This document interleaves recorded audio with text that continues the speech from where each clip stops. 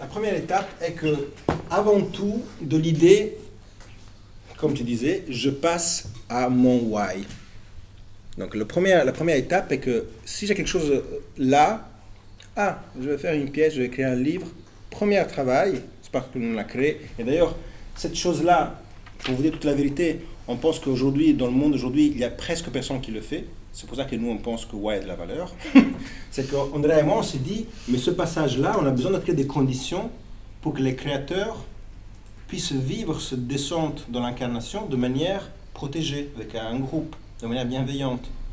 Qu'il y a vraiment un lieu, un espace et du temps pour faire cette chose qu'on dépasse le stade de l'idée pour arriver à une vraie incarnation. Donc l'étape numéro 1 est écouter sa nécessité. Trouver le why. Quoi? Pourquoi? Étape numéro 2, c'est ce qu'on a fait, ce qu'on a commencé à faire. Communiquer. Donc on commence tout de suite, le premier stade est que tout de suite on en parle. C'est pour ça que nous on vous invite à aller dehors et dire hey, toi, comme avec le type au café, j'apprends à communiquer, à parler de qui je suis et ce que je fais le plus honnêtement possible pour faire en sorte que cette chose-là commence à exister au niveau de la communication. Étant donné que j'en parle,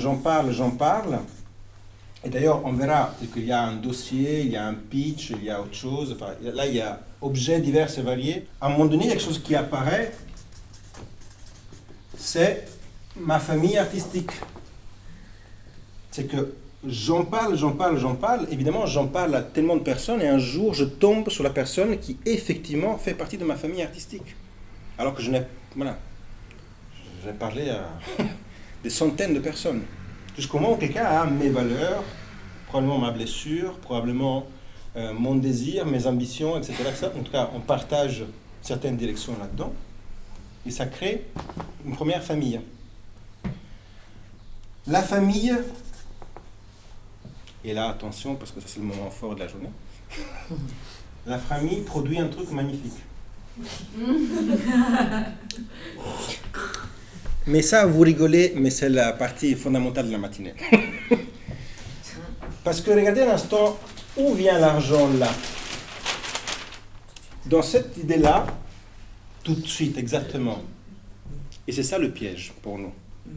C'est qu'en fait, non, l'argent arrive en dernier. L'argent arrive là.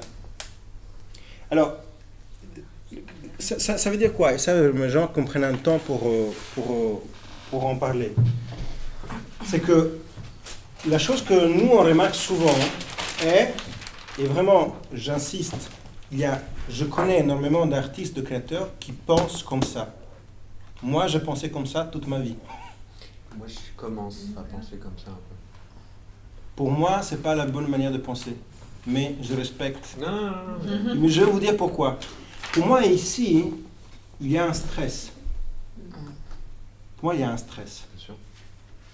Et en fait, de mon expérience, ce stress-là nuit à la descente. Si je prends ce chemin-là, ce que j'ai dit tout à l'heure est qu'ici, il y a un stress pour réaliser. Très fort. Et l'autre chemin est un chemin qui réduit énormément le stress. Pourquoi? Parce que quand l'argent arrive, c'est pas moi qui ai amené l'argent, mais c'est eux qui ont amené l'argent. C'est pas moi qui me dis, attends, Andrea, à qui on demande pour réaliser why? Non. On met en mouvement quelque chose et en fait l'argent arrive parce qu'il y a un groupe, une famille qui souhaite qu'un artiste, un créateur, un visionnaire produise quelque chose. Et en fait, la deuxième couche est, parce que c'est une spirale, là on commence à réaliser. Et souvent, quand on a fait le premier cercle, ici quelque chose a changé. Il y a un deuxième cercle et quelque chose a encore changé. C'est pour ça que quand on va vraiment comprendre la valeur, c'est-à-dire que cette partie-là, posez-vous la question, mais mes partenaires, qu'est-ce qui a de la valeur pour eux?